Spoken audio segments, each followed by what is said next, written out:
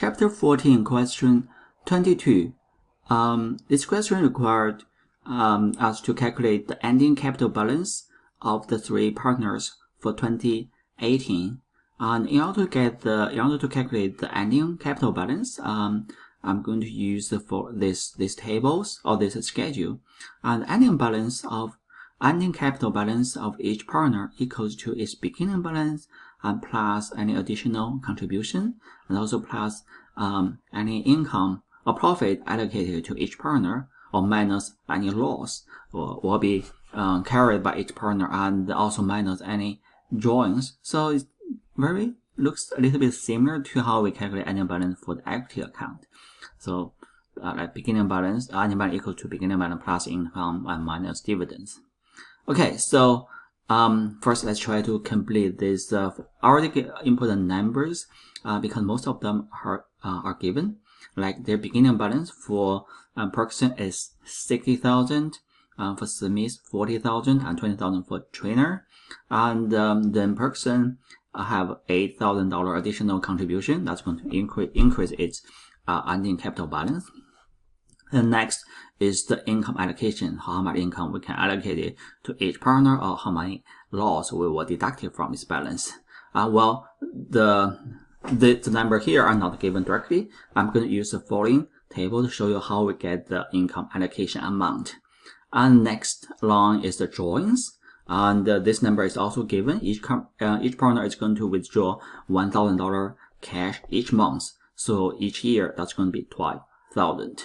Okay, so next, let's have a look how we get this income allocation amount.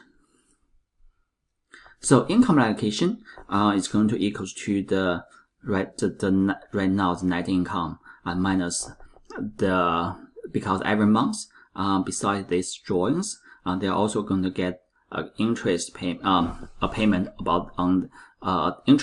their capital balance, and also get their salaries. Okay, so the salaries is given. Perkson can get 18,000, Smith get 25,000, trainer get 8,000. That salary is given, and as to the interest, that's 10% of its capital balance. So for Smith and the trainer, it's relatively easy. We can see that. So trainer is 10% of the 40,000, so that's 4,000.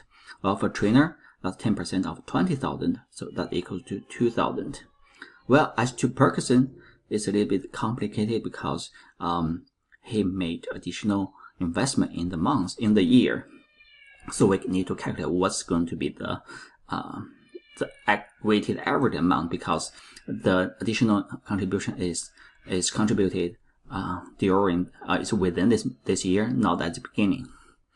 Okay, so then here's how we calculate the weighted average, because Perkson makes the new contribution on April 1st. Okay, so which means that before April 1st, his capital balance is 60,000, and then after April 1st, his capital balance is 60,000 plus 8,000, plus 68,000. So as to the weighted, because it only her capital balance is 6,000 for 3 months of the year, so it times 3 over 12. And then for the remaining 9 months, his balance is 868, so we times 6, 9 over 12. So the weighted average is 66,000, and then he is going to get 10% of this weighted average amount as the interest, so that's 6,600. Okay, so now after we get the interest and salaries, and we get this total, that's the total amount they have to pay to the partners.